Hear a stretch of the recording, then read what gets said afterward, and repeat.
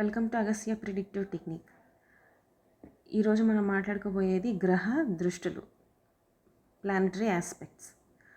So ఈ aspects ఎలా ఉంటాయి, ఎలా పనిచేస్తాయి అనేది తెలుసుకోవాలంటే దీనికన్నా ముఖ్యంగా ముందు మనం చూడాల్సిన వీడియోస్. ప్రతి ప్లానెట్కి పాజిటివ్ క్యారెక్టరిస్టిక్స్, నెగిటివ్ క్యారెక్టరిస్టిక్స్, ఇంకా బాగా చెప్పాలంటే ఫేవరబుల్ అండ్ అన్ఫేవరబుల్ అనుకుంటే కరెక్ట్గా ఉంటుంది.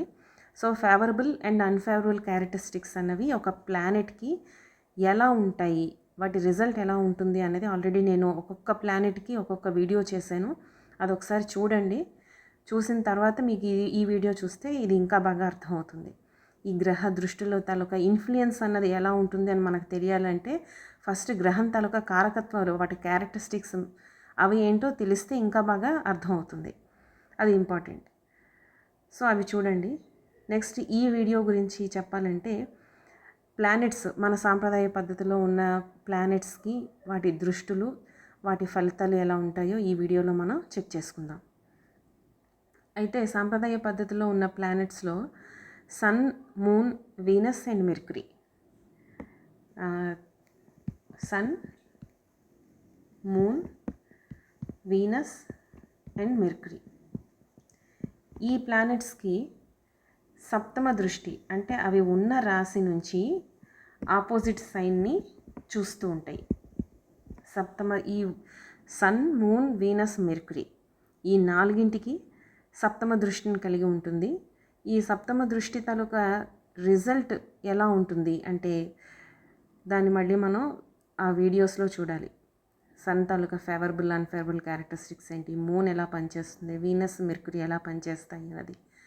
అలానే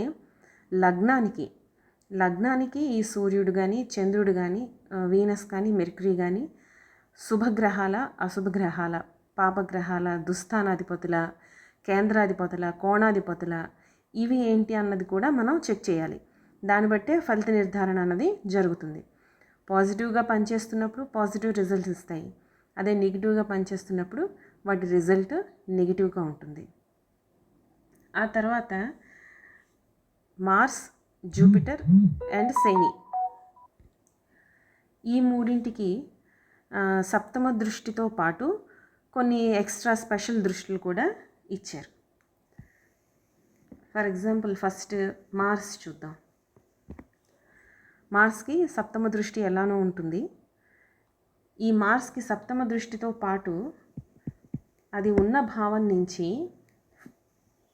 ఫోర్త్ ఆస్పెక్ట్, చతుర్థ దృష్టి అంటారు. ఈ ఫోర్త్ హౌస్ని చూస్తూ ఉంటుంది, సప్తమాన్ని, ఆపోజిట్ హౌస్ని చూస్తూ ఉంటుంది. అలానే మార్స్ ఎయిత్ ఆస్పెక్ట్, మార్స్ తను ఉన్న ప్లేస్ నుంచి 8వ భావాన్ని చూస్తూ ఉంటుంది. అయితే వీటి రిజల్ట్స్ ఎలా ఉంటాయి? సో మార్స్ తాలూకా పొజెసివ్నెస్, మార్స్కి మనం క్యారెక్టరిస్టిక్స్లో మనం చెప్పుకున్నాం, అక్కడ వీడియోస్లో చాలా డీటెయిల్డ్గా మాట్లాడుకున్నాం. అది ఒకసారి చూడండి. ఇక్కడ కొంచెం లైట్గా మీకు ఇంట్రడక్షన్ లాగా కొంచెం చెప్తాను. సో మార్స్కి ప్రొటెక్టివ్ నేచర్ ఉంటుంది, పొజెసివ్నెస్ ఉంటుంది. అలానే కంఫర్ట్స్, ఆ స్థానాన్ని నుంచి కంఫర్ట్స్ కానీ, ప్యాంపరింగ్ కానీ ఎక్స్పెక్ట్ చేస్తూ ఉంటాడు. అలానే ఎక్స్పెక్టేషన్స్ కూడా ఉంటాయి. ఆ భావం నుంచి తను ఎక్స్పెక్ట్ చేస్తూ ఉంటాడు. Very action oriented planet. ఇదే నెగిటివ్గా పనిచేసేటప్పుడు కంట్రోలింగ్గా ఉంటుంది. అక్కడ ఒక కంట్రోల్, ఆ భావం మీద కంట్రోల్ కావాలి అని కోరుకుంటాడు జాతకుడు. అలానే ఎనర్జీ, విపరీతమైన ఎనర్జీని నిర్మోహమాటంగా ఎక్స్ప్రెస్ చేస్తూ ఉంటాడు. అది తప్ప ఉప్ప అది చాలా కంఫర్టబుల్గా ఎక్స్ప్రెస్ చేస్తాడు ఆ ఎనర్జీని. అలానే ట్రామా ఉండొచ్చు, డ్రామా ఉండొచ్చు, ఇన్సెక్యూరిటీస్ మనకి కనిపించవచ్చు ఆ భావం నుంచి. సో ఇలా ఉంటుందన్నమాట. పాజిటివ్గా ఉంటే ప్రొటెక్టివ్గా ఉంటుంది, ప్యాంపరింగ్గా ఉంటుంది, పొజెసివ్నెస్ కనిపిస్తూ ఉంటుంది. ఇదే నెగిటివ్గా ఉంటే ఈ పొజెసివ్నెస్ అనేది ఎక్కువైపోయి ఆ భావాన్ని కంట్రోల్ చేయడానికి ట్రై చేస్తూ ఉంటాడు. సో మార్స్ కాబట్టి ఈ ఈ ట్రామా, ఇన్సెక్యూరిటీస్ ఇవన్నీ ఆ ఫోర్త్ భావం నుంచి ఎక్స్పెక్టేషన్స్ ఉంటాయి. ఆ ఎక్స్పెక్టేషన్స్ అన్నవి సరిగ్గా అందనప్పుడు ఆ ఇన్సెక్యూరిటీస్, ఈ ట్రామా అన్నది కనిపిస్తూ ఉంటుంది. ఇదే మార్స్ తాలూకా eighth aspect. So eighth aspect యూజువల్గా మనం ఎయిత్ హౌస్ని ఎలా చూస్తామంటే ట్రాన్స్ఫర్మేషన్ హౌస్ కింద చూస్తూ ఉంటాం. డెత్ అండ్ రీబర్త్ కనిపిస్తూ ఉంటుంది, యాక్సిడెంట్స్ కనిపిస్తాయి, అప్స్ అండ్ డౌన్స్ కనిపిస్తూ ఉంటాయి, చాలా అన్సర్టినిటీ కనిపిస్తూ ఉంటుంది. అన్సర్టినిటీ ఎక్కడైనా ఉంది అంటే మార్స్ దాన్ని తట్టుకోలేడు. సో మార్స్ నుంచి ఎయిత్ హౌస్ ఏ భావాన్ని ఆస్పెక్ట్ చేస్తూ ఉంటాడో ఆ భావంలోని ఒక అన్సర్టినిటీ తనకి అర్థం కాని సిచ్యువేషన్లో ఉంటూ ఉంటుందన్నమాట. ఆ భావం అగ్రెసివ్నెస్ కనిపిస్తుంది, అబ్యూజ్ కనిపిస్తూ ఉంటుంది. ఆ జాతకుడు ఆ భావం నుంచి అబ్యూజ్ని, అగ్రెసివ్నెస్ని, ఆ ఆబ్స్టికల్స్ని, ట్రబుల్స్ని ఫేస్ చేస్తూ ఉంటాడు. అక్కడి నుంచి ఆ రిలేషన్షిప్ని మెయింటైన్ చేయడానికి కూడా చాలా కష్టపడుతూ ఉంటాడు. పవర్ స్ట్రగుల్ అన్నది మనకి బాగా కనిపిస్తూ ఉంటుంది. జనరల్గా పవర్ స్ట్రగుల్ అన్నది మనకి శని, యురేనస్, మార్స్ వీటి దగ్గర పవర్ స్ట్రగుల్ కనిపిస్తూ ఉంటుంది, ఈ ప్లానెట్స్ దగ్గర. ఇదే పాజిటివ్గా ఉందనుకోండి, మార్స్ ఆ లగ్నానికి పాజిటివ్ ప్లానెట్ అయ్యి పాజిటివ్గా ఇన్ఫ్లుయెన్స్ చేసి పాజిటివ్ హౌస్లో ఉన్నాడు అంటే అక్కడ మంచి ట్రాన్స్ఫర్మేషన్ కనిపిస్తూ ఉంటుంది, ప్రాబ్లమ్ సాల్వింగ్ స్కిల్స్ కనిపిస్తూ ఉంటాయి. ఎయిత్ హౌస్ డీప్ రీసెర్చ్, కొత్తదాన్ని కనుగోవడం, ఇలాంటివన్నీ కనిపిస్తూ ఉంటాయి. ప్రాబ్లమ్స్ నుంచి, ఆబ్స్టికల్స్ నుంచి ప్రొటెక్ట్ చేయగలుగుతాడు.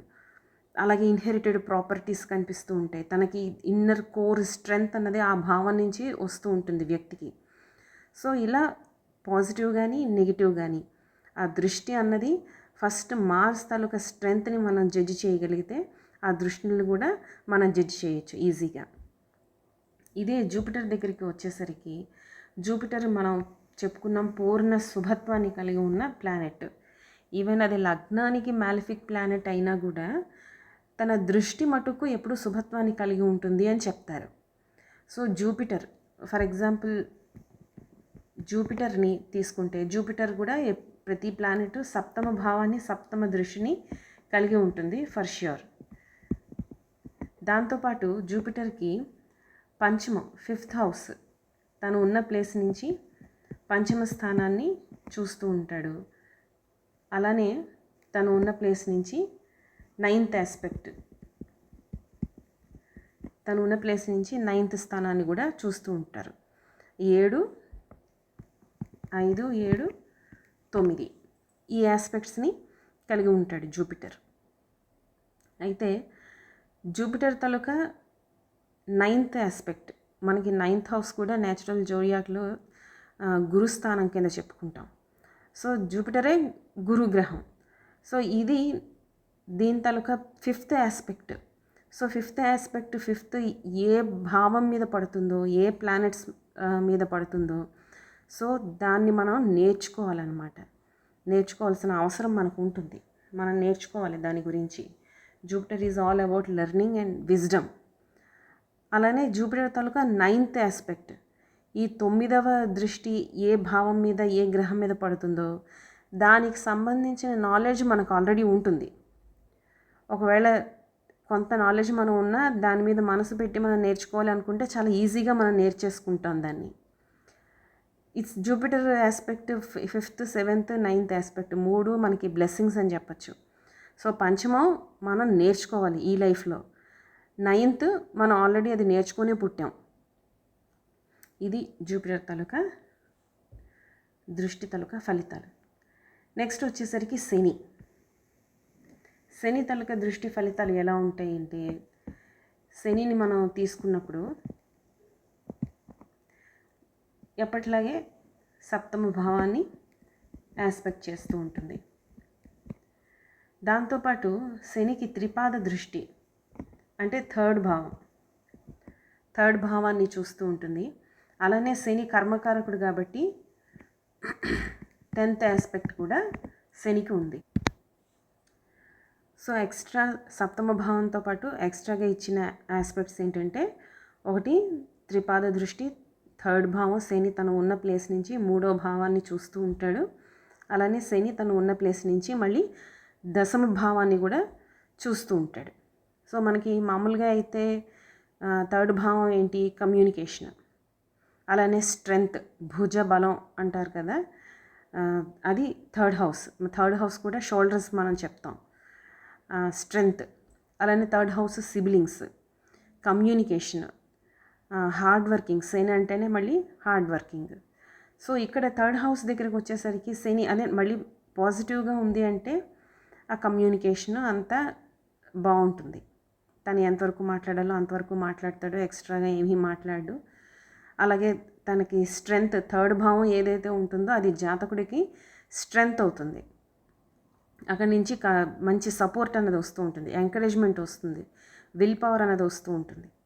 ఇదే ఈ థర్డ్ దృష్టి అన్నది మ్యాలఫిక్గా పనిచేసింది అనుకోండి, అక్కడ కమ్యూనికేషన్ దెబ్బతింటుంది.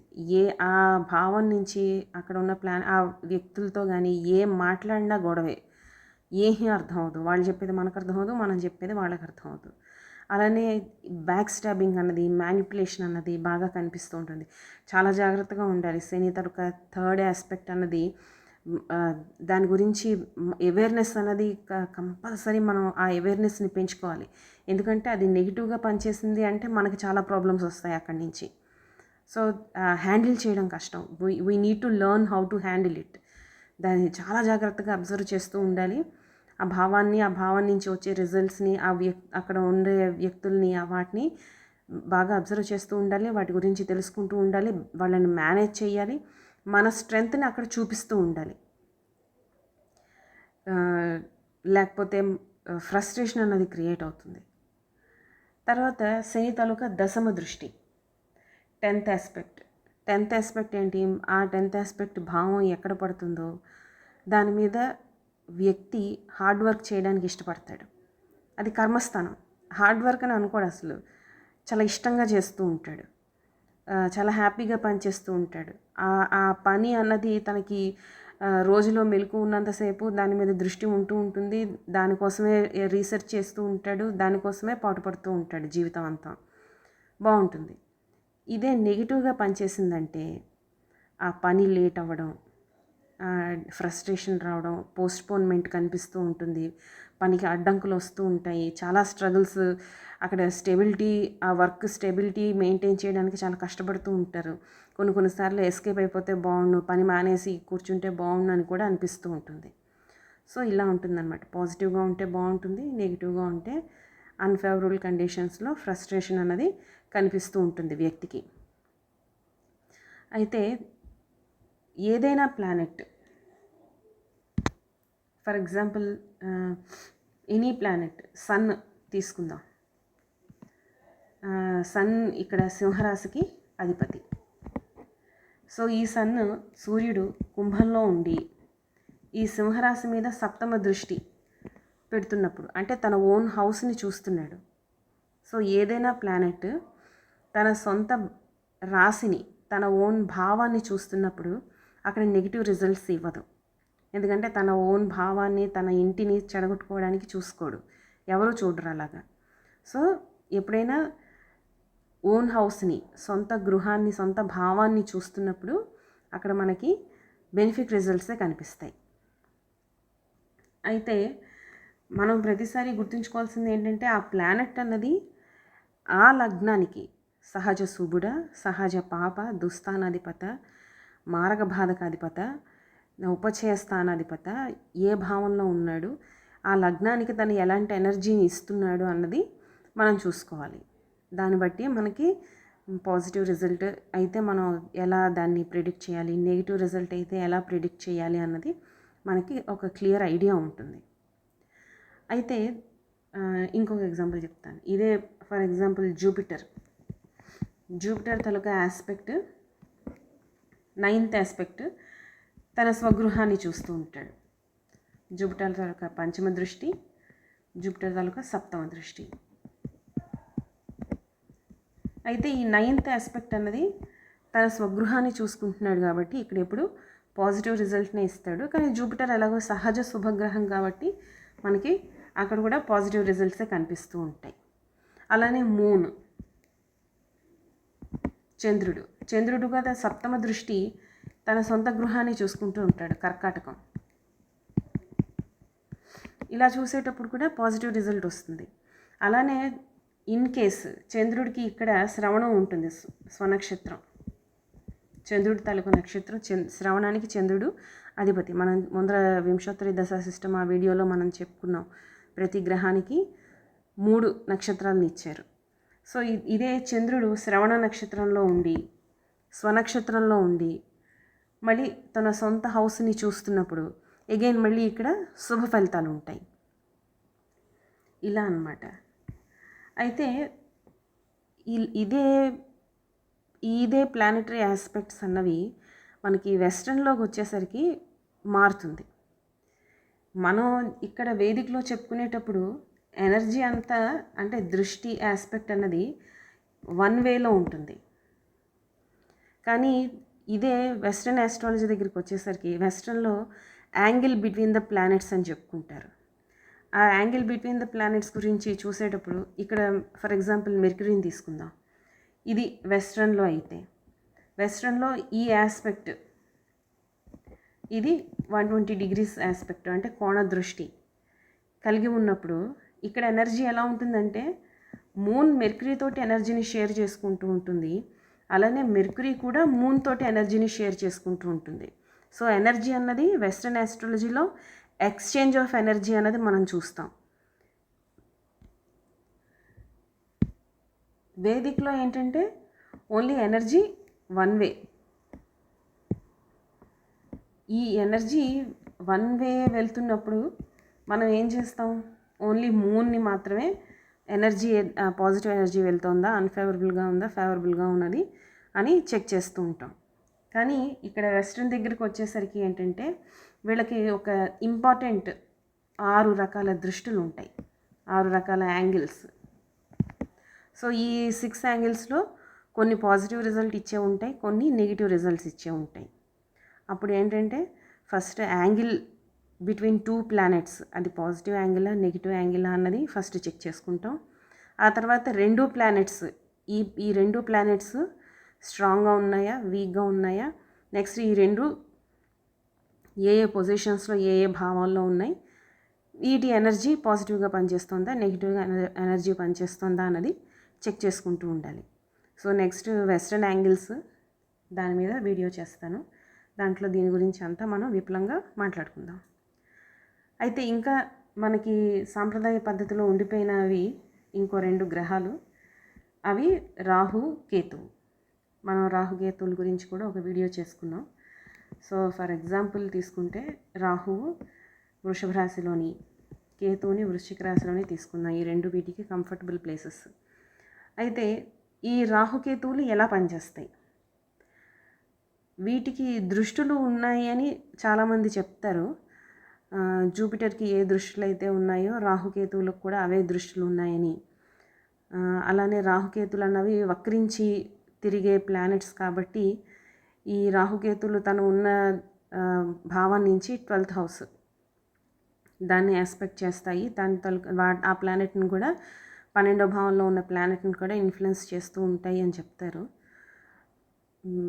నేను ప్రాక్టికల్గా ఎక్స్పీరియన్స్ చేసిన దాంట్లో ఏంటంటే ఈ రాహుకేతువులకి ఇవి ఛాయాగ్రహాలు, మనం ముందరే చెప్పుకున్నాం. సో ఇవేంటంటే ఏదైనా పక్కన ఒక ప్లానెట్ ఉంది అంటే దాని తాలూకా స్ట్రెంగ్త్ని తీసుకొని ఇవి పనిచేస్తూ ఉంటాయి. సో ఇవేంటంటే ఒకటి కంజంక్షన్లో ఉన్న ప్లానెట్. ఈ రాహుకేతువులకి పక్కన ఏ planet, some X planet, some Y planet ఏదో ఉంది అంటే దాని తాలూకా స్ట్రెంగ్త్ని తీసుకొని ఇవి పనిచేస్తూ ఉంటాయి. సేమ్ రిజల్ట్స్ ఇవ్వడానికి ట్రై చేస్తూ ఉంటాయి, సేమ్ రిజల్ట్స్ ఇస్తాయి. తర్వాత రాహుకేతువుల తాలూకా స్టార్ లార్డ్, ఏ స్టార్ని ఇవి ఆక్యుపై చేస్తాయో ఆ స్టార్ లార్డ్ ఉంటాడు కదా. మనం చెప్పుకున్నట్టు 3 నక్షత్రాలు ఒక గ్రహానికి ఇచ్చారు. ఆ అధిపతి నక్షత్రాధిపతి ఆ నక్షత్రాధిపతి తాలూకా ఫలితాలను ఇస్తూ ఉంటాయి, అలా బిహేవ్ చేస్తూ ఉంటాయి. అలానే సైన్ లార్డ్, ఏ రాశిలో ఉంటే ఆ రాశి అధిపతి. రాహు ఇక్కడ వృషభంలో ఉంది కాబట్టి వీనస్లో బిహేవ్ చేస్తూ ఉంటుంది. వీనస్ ఫలితాలని, ఆ లగ్నానికి వీనస్ ఇచ్చే ఫలితాలని ఈ రాహు ఇవ్వడానికి ట్రై చేస్తూ ఉంటాడు. అలానే కేతువు కూడా అంతే. కేతువు కూడా ఇక్కడ వృశ్చికంలో ఉంది కాబట్టి మార్స్ ఫలితాలని ఇవ్వడానికి ట్రై చేస్తూ ఉంటాడు లగ్నాన్ని బట్టి. ఇక్కడ ఆరుద్ర, ఇక్కడ స్వాతి, ఇక్కడ శతభిషం. ఇవి రాహు నక్షత్రాలు. అలానే కేతువు కూడా 3 నక్షత్రాలు ఉన్నాయి. ఇక్కడ ఈ జలరాశుల్లో మూల, అశ్విని, మఖ, మూల.